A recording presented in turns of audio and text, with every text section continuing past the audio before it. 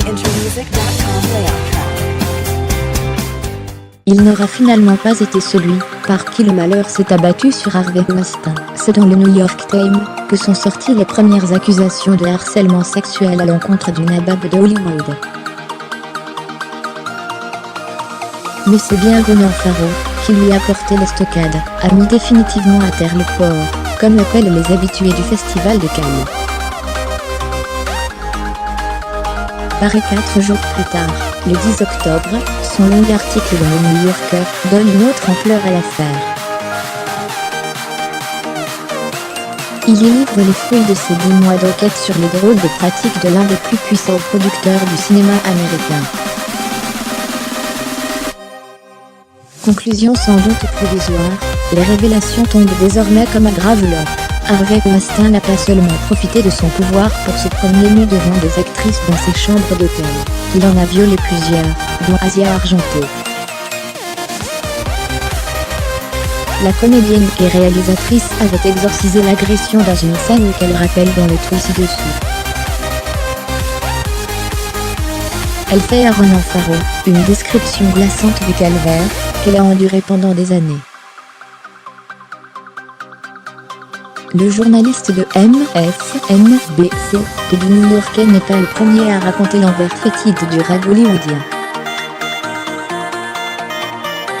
Mais pour lui, c'est une affaire de famille. Celle d'un père prestigieux, Woody Allen, dont il ne cesse de dénoncer, de tout en tribune ou en plateau télé, les dérapages sexuels, notamment commis selon lui aux dépens de sa sœur, Dylan Farrow. Et s'il voue une rancune particulière au milieu du cinéma, s'il observe avec une telle défiance, et y a plongé ses antennes, c'est parce que le tout Hollywood a pris fait et cause pour son père au moment de son divorce d'avec sa mère, la non moins prestigieuse Mia Farrow. Rappel des faits, en 1997, après 12 ans de mariage, Mia Farrow et Woody Allen se séparent, dans une ambiance électrique. Le réalisateur a quitté la mère pour épouser sa fille, Souni Previn, que Mia Farrow a adoptée avec son mari précédent, le chef d'orchestre André Previn. L'affaire déchire les États-Unis, les proches du couple et la famille elle-même. Les uns prennent parti pour Woody Allen, les autres pour l'époux trahi et abandonné. Parmi les premiers, une grande majorité des comédiens, metteurs en scène et producteurs américains. Parmi les seconds, Ronan Farrow, qui ne leur pardonnera jamais, pas plus qu'il ne pardonnera à son père, dont on apprend quelques années plus tard qu'il ne l'apprêtera pas.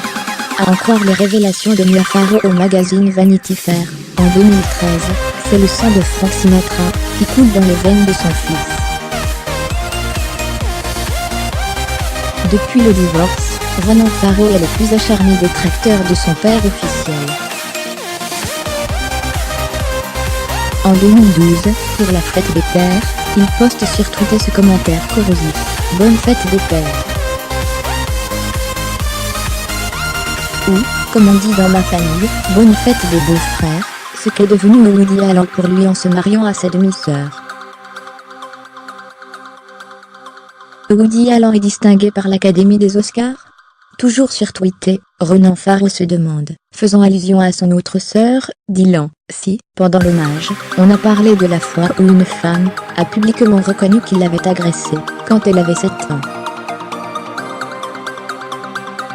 En 2016, il dénonce dans une tribune du Hollywood Reporter l'impunité dont continue de bénéficier son père.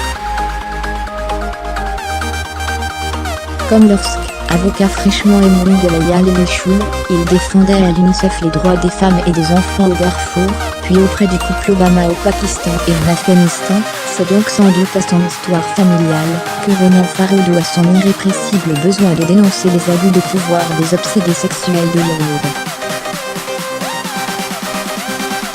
Bizarrement, sa dernière croisade, comme journaliste de luxe pour la chaîne de télévision MSNBC ou le très chic magazine new-yorkais, lui a causé plus de désagréments que tous ses engagements précédents réunis. En s'attaquant au mobile Westin, il a dû résister à la pression de la très efficace machine à dissimuler les scandales lancés contre lui par l'industrie cinématographique américaine. Celle-là même qui, jusqu'à très récemment, en les achetant, ou en les menaçant, avait privé de parole les nombreuses victimes du baron pervers d'Hollywood.